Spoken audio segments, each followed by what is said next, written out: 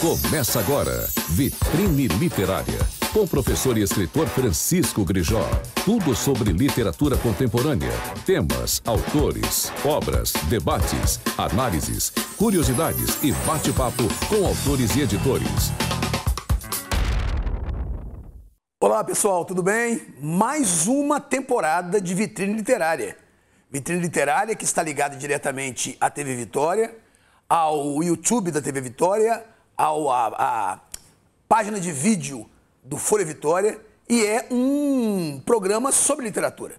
É um programa que começou no ano passado. Eu tive vários entrevistados aqui, conversei com várias pessoas de diferentes segmentos ligados à arte, mas especificamente que tenham algum tipo de conexão com a literatura.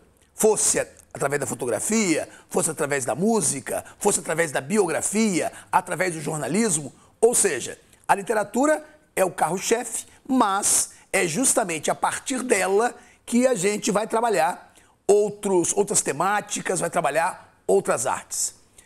Sejam muito bem-vindos mais uma vez. Começa então hoje oficialmente a temporada 2023 do Vitrine Literária. E hoje eu tenho um convidado muito especial, né? Os convidados são todos especiais, mas esse convidado eu já queria trazê-lo desde o ano passado.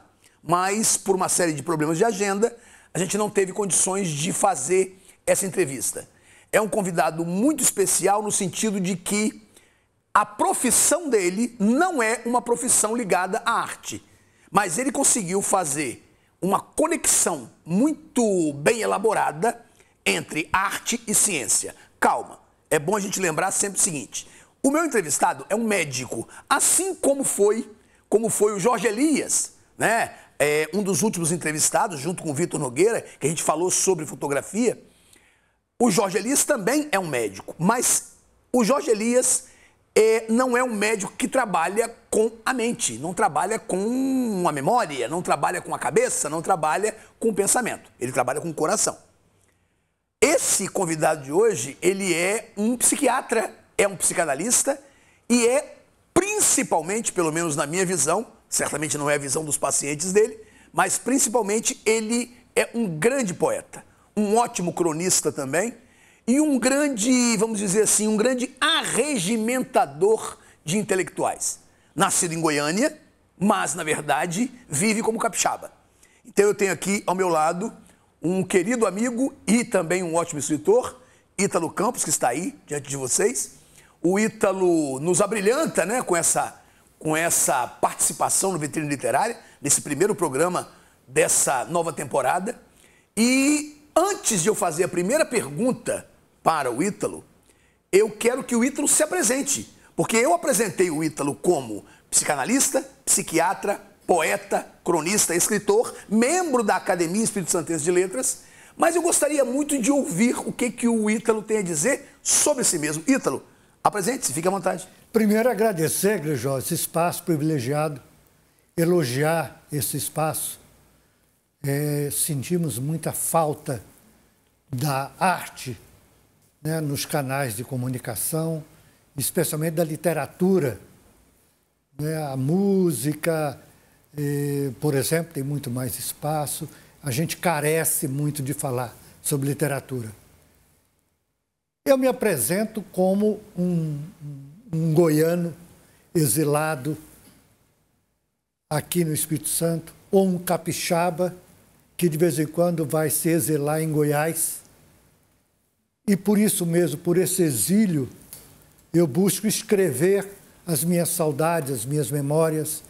Talvez por esse exílio eu tenha procurado inicialmente um curso na área da saúde, nas ciências médicas em Belo Horizonte. Depois eu fui para o FMG na psicologia e desde então, de Belo Horizonte, que eu me dedico à psicanálise. E a psicanálise, ela é quem traz para casar com a ciência, casar com o discurso lógico, o discurso até positivo da ciência, traz essa arte. E quem fez isso muito bem foi Freud. Freud era um grande escritor. Ele foi premiado com o prêmio Goethe de literatura, porque ele verificou que é possível fazer o que se chama de ciência com arte. E ele fez isso muito bem. E nós, psicanalistas fiéis a Freud, seguimos essa trilha que ele falou: antes de mim, os escritores, os artistas já estiveram, já passaram por esse caminho. Então, Freud reconhecia que, antecipando a psicanálise, a literatura, a arte, já tinha apresentado o inconsciente. Eu li muito pouco Freud, né? O que eu li de Freud foi aquilo que eu considero e que, claro, sob orientação dos amigos, é algo quase literário. Eu me lembro que Psicopatologia da Vida Cotidiana Sim. é um texto quase literário. Isso. Se não for literário, né? Literário. Mas eu não li. Eu li esse, li Totem e Tabu também, mas só porque o meu referencial ligado a Freud, ele não permite que eu tenha leituras muito, muito profundas. Lendo esse livro seu, Elegia, tá aqui, gente, ó. Para quem está nos vendo pelo YouTube, tá aqui, ó. Elegia, que é um livro do qual eu gosto muito. Nesse livro, logo no início, o brilhante Orlando Lopes, professor, né, meu amigo também, uma figura muito ligada à literatura, o Orlando diz uma coisa muito interessante sobre você. Ele diz o seguinte, ele diz que ele não vai apresentar o amigo, que esse texto deve versar uma apresentação, e sim sobre o fruto daquele trabalho que emolda som e letra com a alma de um vivente. A minha pergunta para você, primeira, é essa.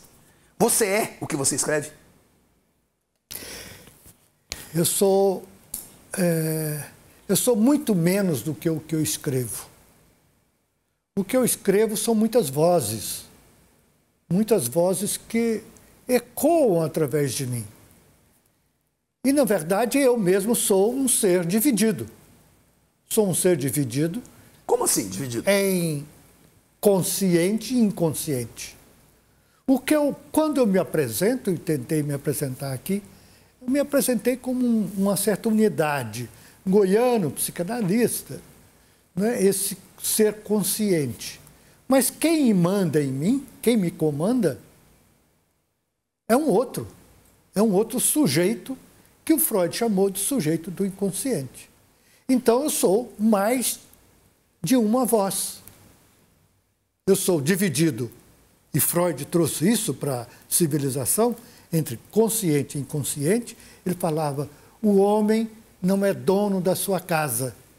Isso quer dizer, minha consciência, racionalidade, não sou o grande comandante de mim. Eu faço gestos, eu tenho sentimentos que me assustam, que me desconhece.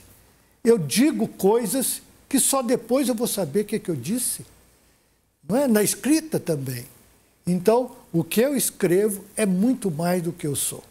Mas você diria, eu gostaria até de compreender isso melhor, você diria que isso acontece com todo poeta, com todo escritor? Isso é voz geral? Mesmo que o escritor não tenha consciência disso, porque você parece ter, até pelos seus estudos, pela sua formação, pelo seu intelecto, você consegue compreender que você é muitas pessoas. Mas você acha que o artista, em especial o escritor, o poeta, ele tem essa consciência? Acho que não.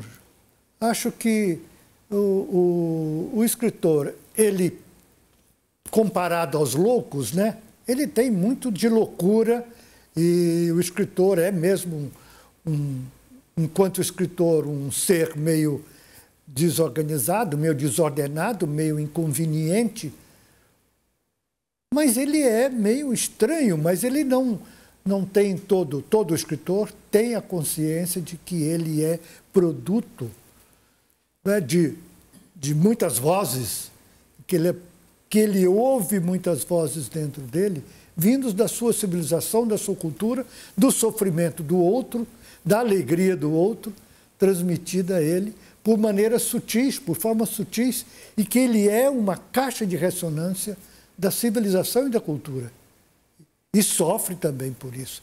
Ele sofre, não no sentido da dor, ele sofre as consequências de ser o transmissor dessas tantas vozes, que nem sempre são as vozes mais bonitas ou mais líricas, não é, da humanidade. Nós temos escritos dificílimos, mas que revela, e aí a beleza da literatura, revela mais um lado do humano.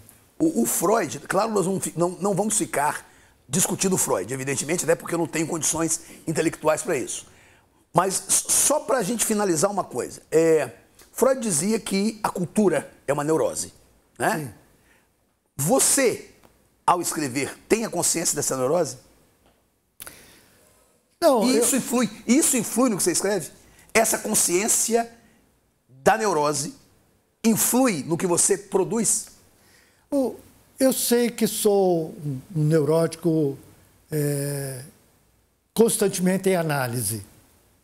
Em análise no divã com o outro, né? E constantemente tento não me enganar tanto. Então, na escrita, eu tenho razoável consciência de onde está vindo aquela propositura, aquele caminho que eu percorro, na ironia, no ocultamento, no entre linhas, que é diferente na prosa e na poesia. Na poesia, talvez eu fosse tomado, e é muito mais condensado, e aí é quase um jorro. E depois alguma revisão, algum olhar, não é? Algum respeito às regras, não é, da tradição literária, mas vem um jorro. Então, ali, vamos dizer assim, eu sou muito mais no terreiro de candomblé, chama de cavalo, né? Eu Sim. sou um cavalo. Aparelho, né? Um aparelho, não é, da arte, das vozes, da literatura. Na prosa, não. Na prosa eu sou muito mais uma metonímia, né? É muito mais sob controle. Aí eu sei um pouco das minhas neuroses, das minhas tendências, e não vai caber num personagem ou no outro, né? Ou posso dividir isso com muito mais habilidade ou clareza de que eu estou ali representando. O artista terá que, em algum momento, ele ter uma certa consciência de que ele está representando. Você, conversando com você fora daqui, né, que é um privilégio para mim, eu vejo você como uma figura muito libertária. Mas como é que um libertário entra para a academia? Bom, o libertário tem também suas necessidades de, ainda mais na nossa cidade, nosso estado, de ter pares, que supostamente serão também libertários, serão também um pouco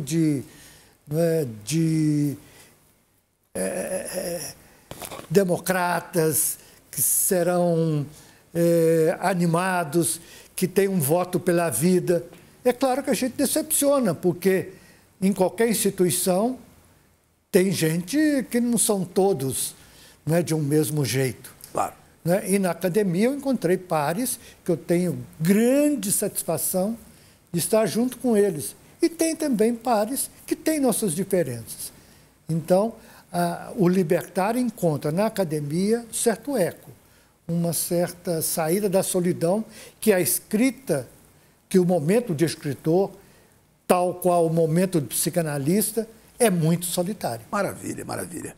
Olha só, há um poema em elegia, do qual eu gosto muito.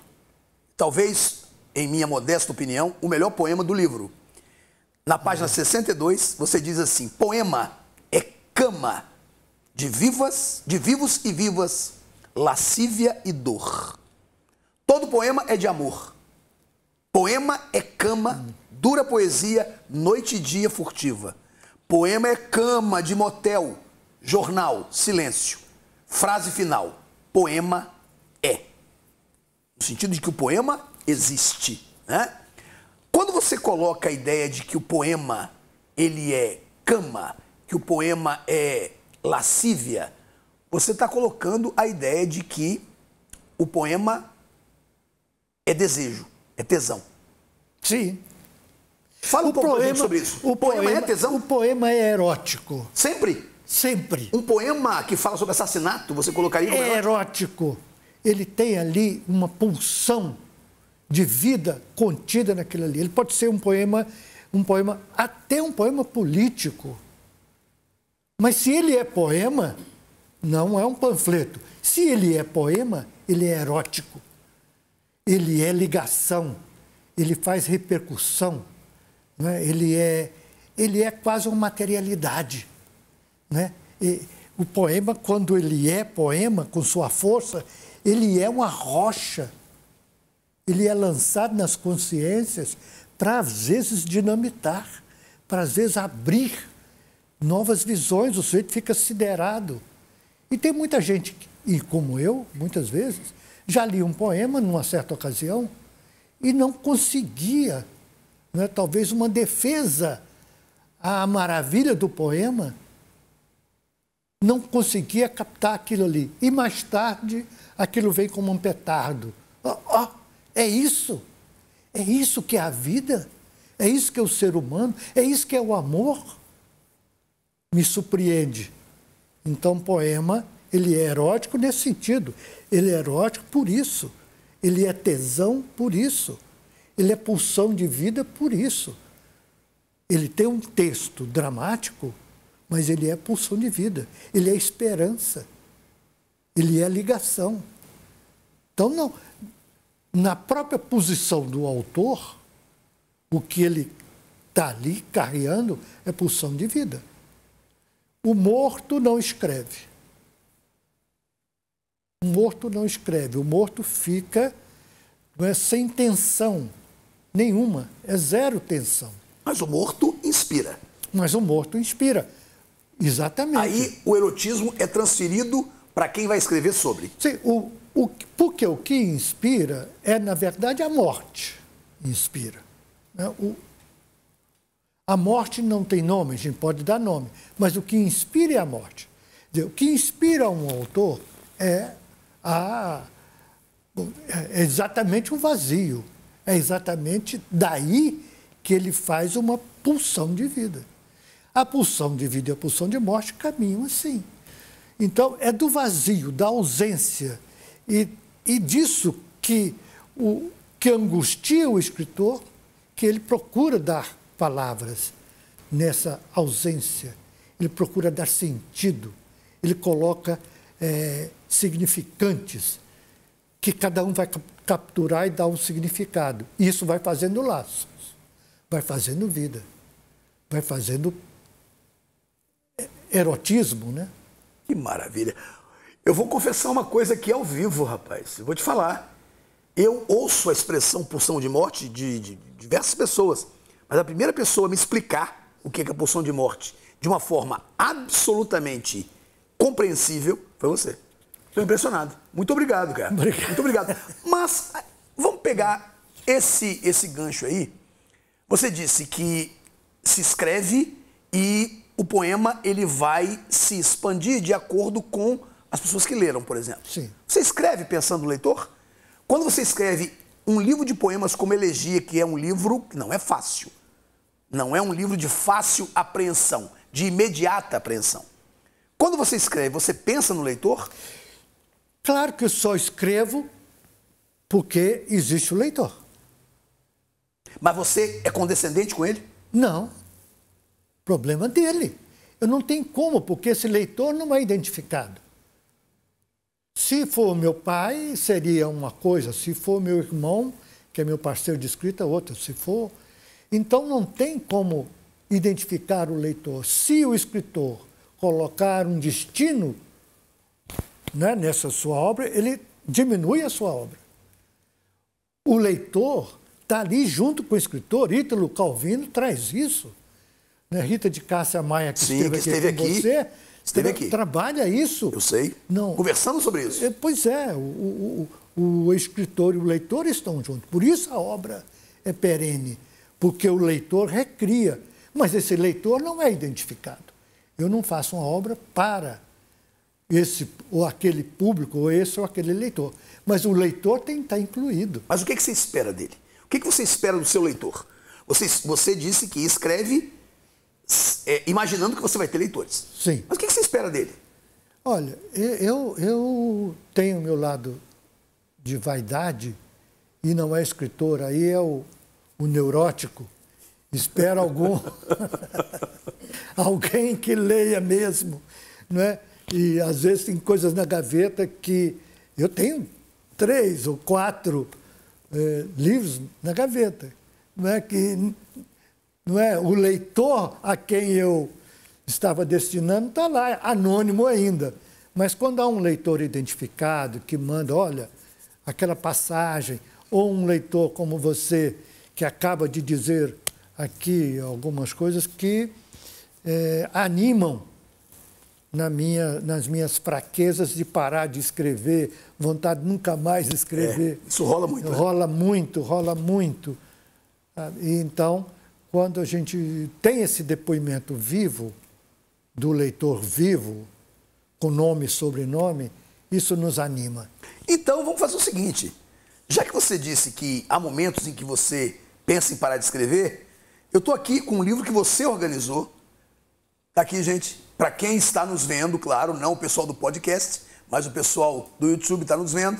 Está aqui um livro organizado pelo Ítalo, chamado Por que Escrevo? Existe um texto que é dele. E existem vários textos de várias outras pessoas.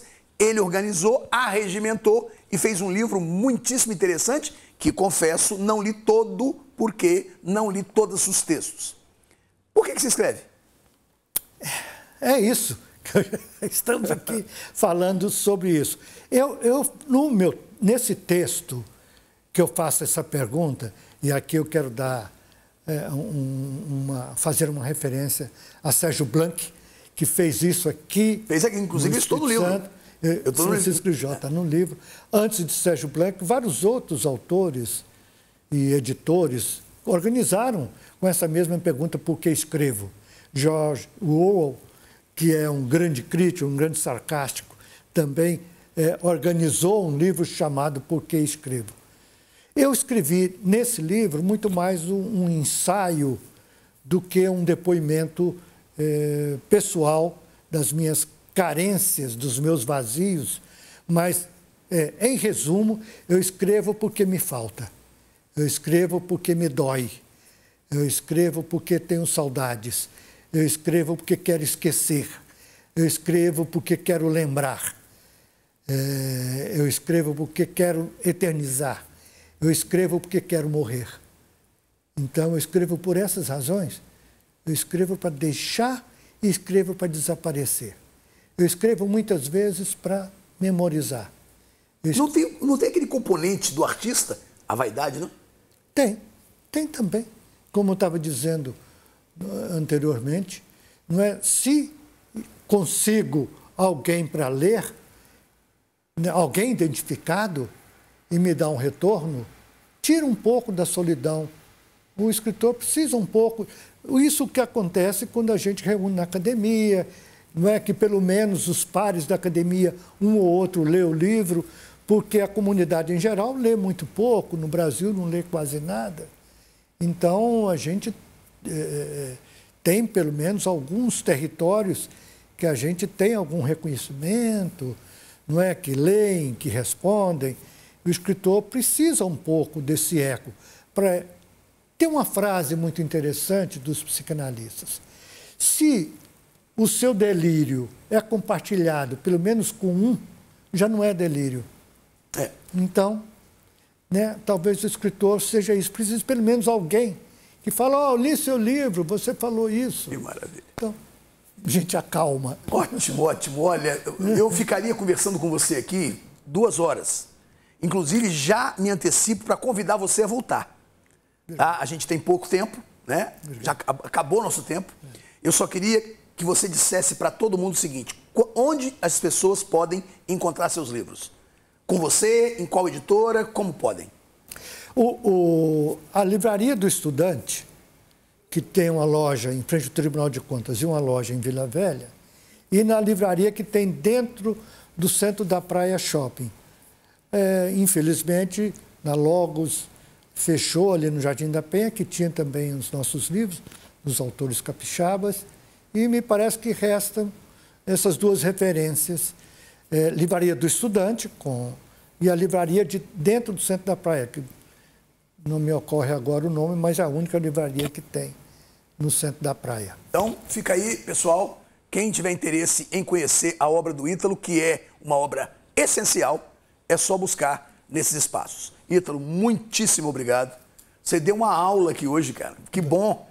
Eu convidei você para a gente conversar sobre literatura só e você deu uma aula para mim de muita coisa. Muito obrigado. Já convido você para você voltar aqui para a gente falar da sua literatura infanto-juvenil, para você falar dos seus textos em prosa. Ok? Muito obrigado, querido. Muito obrigado a você e aos nossos ouvintes e telespectadores. Valeu, pessoal. Olha, então estamos de volta na próxima semana. Alfredo Andrade, editor da Editora Cândida, chefe da Editora Cândida, para a gente conversar sobre livros, edição, distribuição e assim por diante. Muito obrigado, valeu, gente. Um grande abraço a todos vocês e ótimo 2023 a partir de agora. Você ouviu Vitrine Literária, com o professor e escritor Francisco Grijó. Tudo sobre literatura contemporânea, temas, autores, obras, debates, análises, curiosidades e bate-papo com autores e editores.